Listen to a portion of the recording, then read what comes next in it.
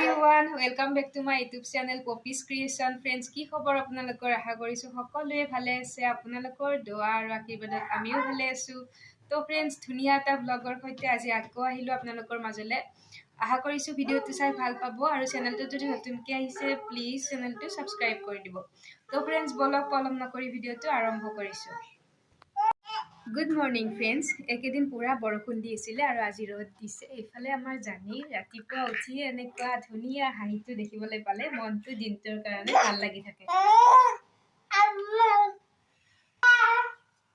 ৰাতিপুৱা উঠি ধুনিয়াকে চাহ পানী খালো আৰু জানিকো খিচিৰি খুৱালো এতিয়া হি খেলি আছে আৰু আজি আপোনালোকৰ লগত জানিৰ বিষয়ে কেইটামান কথা আপোনালোকক জনাও বুলি ভাবিছো আৰু তাৰ উৎপাতটো চাওকচোন মোৰ চুলিখিনি দেখিলে কি ৰব নোৱাৰে মানে চুলি টানা তাৰ কি ইচ্ছা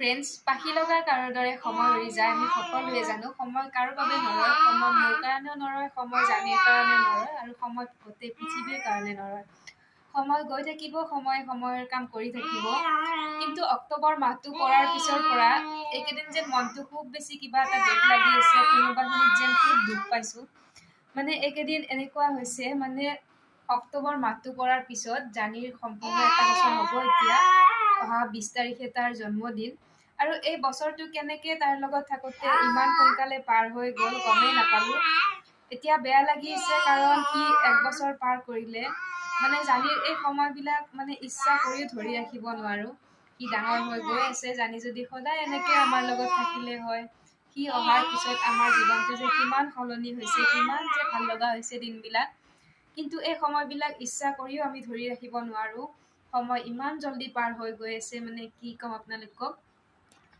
কষ্ট হয় বাচ্চা এটা ডাঙৰ কৰা বাচ্চা এটা মানে জন্মৰ পৰা এটা বছৰ মানে কিমান বেছি কষ্ট হয় সেই কষ্টবিলাক যেন মাক হৈ একো অনুভৱে নকৰো তাৰ মুখত হাঁহিটো দেখা পালে মানে সকলো পাহৰি যাওঁ সকলো দুখ কষ্ট পাহৰিব পাৰি নিজৰ সন্তানৰ মুখখন দেখিলে যাৰ যাৰ সৰু বাচ্চা আছে যোনে মানে যিবিলাক মাকে ভিডিওটো চাই আছে তেওঁলোকে গমেই পাব নিজৰ সন্তানৰ মুখখন দেখিলে মানে সকলো দুখ ভাগৰ নোহোৱা হৈ যায় তো এতিয়া বেয়া লাগি আছে একেদিন সেইকাৰণে আকৌ ভিডিও তেনেকৈ আকৌ শ্বুট কৰিব মন যোৱা নাই আৰু জানিৰ এই বছৰটোত এনেকুৱা হৈছে তাৰ মাজতে মই যেন মোৰ শৈশৱটোক আকৌ ঘূৰাই পাইছো আকৌ যেন মোৰ শৈশৱটোৰ লগত মই আকৌ মানে দেখা পাইছো এনেকুৱা হৈছে তাৰ লগত থাকি তাৰ লগত খেলি সি যি বিচাৰে সেইটো কৰিবলগীয়া হৈছে সি যদি মানে পকাত খেলিছে ময়ো পকাত খেলিব লগা হৈছে সি যদি মানে যি বিচাৰে আৰু জানে আৰু আপোনালোকে সৰু বাচ্চা এটাৰ লগত নিজেও একদম সৰু বাচ্চা হৈ যাব লাগে তো এনেকৈ দিনবিলাক পাৰ কৰিছো আপোনালোকে জানিৰ কাৰণে দোৱা কৰিব আশীৰ্বাদ কৰিব যাতে সি ভাল মানুহ হয় যাতে মানে সৎ মানুহ এজন হয় সেয়াই আৰু আপোনালোকে দোৱা কৰিব তো সময়টো গৈয়ে থাকিব সময়ক আমি ধৰি ৰাখিব নোৱাৰো কিন্তু এই স্মৃতিবিলাকতো ধৰি ৰাখিব পাৰিম ডাঙৰ হলে সি এই ভিডিঅ'বিলাক চাব পাৰিব আৰু এতিয়া এটাই বিচাৰো আল্লাহৰ ওচৰত এটাই মানে ভাবো যে জানি ভাল মানুহ ভাল সৎ মানুহ এজন বনাব পাৰিলে সৎ মানুহ হিচাপে সমাজত চিনাকি কৰি দিব পাৰিলে সেইটোৱে মানে বিচাৰো আজিৰ দিনত এজন সৎ মানুহ হিচাপে নিজৰ সন্তানক মানে সমাজত পৰিচয় কৰি দিব পৰাটো নিজৰ মাক দেউতাকৰ কাৰণে কিমান ডাঙৰ কাম মই ভাবো এতিয়া পৃথিৱীত তাতকৈ বেছি ডাঙৰ কাম নাই কাৰণ পৃথিৱীখন কেনেকুৱা হৈ গ'ল কোনো কাকো চিনি নাপায় মানে কাৰো প্ৰতি কাৰো মৰম নাই হিংসা মানে কেনেকুৱা হৈ গৈছে দেখিছে মানে পৃথিৱীখন একদম বেলেগ হৈ গৈছে যেন মানৱতা ক'ৰবাত হেৰাই গৈছে কোনেও কাকো চিনি নাপায় মৰম বোলা বস্তু একোৱেই নাই তো মই ভাবো জানিক এইখিনি যদি মই শিকাব পাৰো ভাল মানুহ এজন মানে বনাই সমাজত পৰিচয় কৰি দিব পাৰো সেয়াই বিচাৰো আপোনালোকেও দোৱা কৰিব তাৰ কাৰণে যাতে আমাৰ সপোনবিলাক পূৰণ হয় বাকি আৰু তাৰ নসিবত যি আছে আল্লাহ ওপৰলাই তাৰ কাৰণে যি মানে লিখি থৈ দিছে সেয়া হ'ব তো আপোনালোকে দোৱা কৰিব তাৰ কাৰণে 20 তাৰিখে জানিৰ জন্মদিন আছে তো জানিৰ এক বছৰ হ'বই আৰু লাহেকে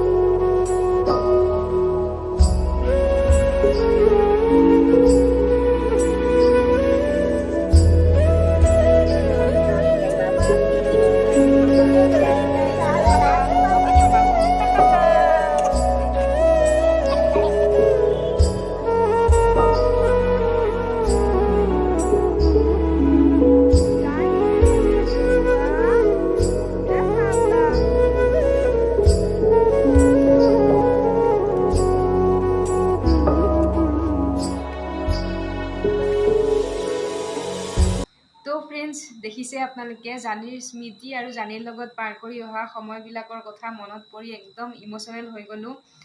আচলতে কি হয়, জীৱনত পাৰ কৰি অহা যিবিলাক দুখ কষ্ট থাকে আমাৰ, মই যিবিলাক জানি অহাৰ আগতে দুখ কষ্ট পাইছিলোঁ, সেই দুখ কষ্টবিলাক এতিয়া জানিৰ মুখখন দেখিলে, তাৰ হাঁহিটো দেখিলে পাহৰি থাকিব পাৰোঁ। আৰু এতিয়া মানে জানিৰ শেষ অপশ্যন লাইফৰ, মানে জানিৰ কাৰণে সকলো কৰিব পাৰোঁ। আগতে যেনেকুৱা মানে সৰু সৰু কথাতে কান্দিছিলোঁ, সৰু সৰু কথাতে খুব বেছি দুখ পাইছিলোঁ, এতিয়া মানে তেনেকুৱা নাই। জানিৰ আগত মানে কোনো দুখ কষ্ট টিকিব নোৱাৰে। জানিৰ কাৰণে সকলো কৰিব পাৰিম। জানি মানে মোৰ লাইফৰ শেষ অপশ্যন। তো গাইজ, বলক ভিডিঅ'টো আগলৈ আগবাঢ়োঁ। আৰু ফ্ৰেণ্ডছ, এতিয়া দুপৰীয়াৰ সাজ বনাবলৈ আহিলোঁ আৰু আজি বনাবলৈ লৈছোঁ এয়া মাছ আৰু পানীলাও। মাছখিনি প্ৰথমতে ধুনীয়াকৈ ধুই লৈছোঁ আৰু আজি ছিজনৰ প্ৰথমটো পানীলাও খাম। পানীলাও আৰু মাছৰ তৰকাৰী কাৰ কাৰ প্ৰিয় কমেণ্ট কৰি জনাবচোন। একেবাৰে চিম্পুলকৈ বনাম। মাছখিনি প্ৰথমে ফ্ৰাই কৰি ল'ম, আৰু পানীলাওটো ধুনীয়াকৈ তৰকাৰী বনাই ফ্ৰাই কৰি লোৱা মাছখিনি লাওত দি দিম। তো এনেকৈ চিম্পুলকৈ বনাওঁ। এয়া মাছখিনি ফ্ৰাই কৰি লৈ আছোঁ। এইখিনিতে ফ্ৰেণ্ডছ, মই আপোনালোকক এটা কথা কওঁ, আমি যে জীৱনত দুখ কষ্টবিলাক পাওঁ, মানে দুখ কষ্ট আহি থাকিব, কিন্তু আমি ছেল্ফ ৰেচপেক্টটো ৰাখি চলিব লাগে। ছেল্ফ ৰেচপেক্টটো কমাই দিলে মানে মানুহে সততাৰ সুযোগ লয়। বেছি সৎ হ'লে মানুহে মানে কষ্ট দুখ বেছিকৈ পায়। আৰু সৰুতেই যে আমি কিতাপত পাইছিলোঁ হলা গছত বাঘি কুঠাৰ মাৰে বুলি, সেইটো মানে মনত ৰাখিব লাগে। বাকী জীৱনটোত জীয়াইনো থাকিম কিমান দিন, তো জীয়াই থকা দিনকেইটা মানে ইমান বেছি দুনিয়াৰ মোহ মায়াত সোমাই লাভ নাই। মানে সকলোৰে লগত ভালকৈ চলিব লাগে, দিনকেইটা ভালকৈ পাৰ কৰিব লাগে, সেয়াই আৰু এতিয়া দুপৰীয়াৰ ভাত পানী খালোঁ। ভাত পানী খাই এইফালে বাপেক পুতেকৰ খেল চাওক, মানে দুয়োটাই পূৰা খেলি আছে। আৰু জানিৰ বাৰ্থডেৰ কাৰণে যিহেতু কিবা কিবি কাপোৰ ল'ব লাগিব, তাক ভাল কাপোৰ কিনি দিব লাগিব বাৰ্থডেৰ কাৰণে। তো সেইকাৰণে এওঁ ক'লে বোলে বতৰটো যিহেতু ভাল কৰিছে, তো বজাৰখিনি কৰি আনো। তো আহিলোঁ আমি এইফালে এম বজাৰত। আহি দেখিলোঁ পূজাৰ বজাৰ চলি আছে। ইমান বেছি ভিৰ, আপোনালোকক দেখাই আছোঁ।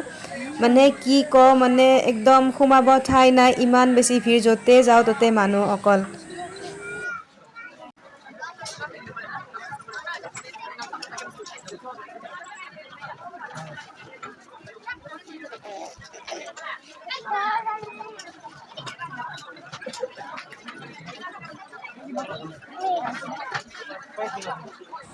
আৰু এতিয়া আহিলোঁ জানিৰ কাৰণে কাপোৰ ল'ব। প্ৰথমে আহিছোঁ কিডছৰ পাৰ্টত, আৰু কিডছৰ পাৰ্টত আহি মানে এনেকুৱা লাগে প্ৰত্যেকটো কাপোৰে কিনি লৈ যাওঁ নেকি। মানে খুব কালেকশ্যনবিলাক মানে খুব ধুনীয়া, খুব কিউট। সৰু ল'ৰা ছোৱালীৰ কাপোৰবিলাক এনেও ভাল লাগে। বিশেষকৈ গাৰ্লছৰ পাৰ্টটোতো আৰু বেছি ভাল লাগে। মানে গাৰ্লছৰ পাৰ্টটোত গ'লে মোৰ দুখ লাগে, মানে কিনিব নাপাওঁ। আৰু জানিৰ কাৰণে এতিয়া কাপোৰ চাই আছোঁ, ইয়াৰ পৰা লওঁ।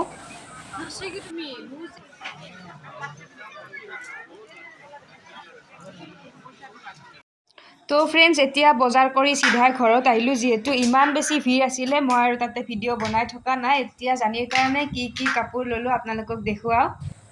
এইযোৰ কাপোৰ লৈছোঁ, অলপ ফৰ্মেলত লৈছোঁ, কাৰণ যিহেতু আমি বাৰ্থডে বুলি ফটোশ্বুটো কৰিম।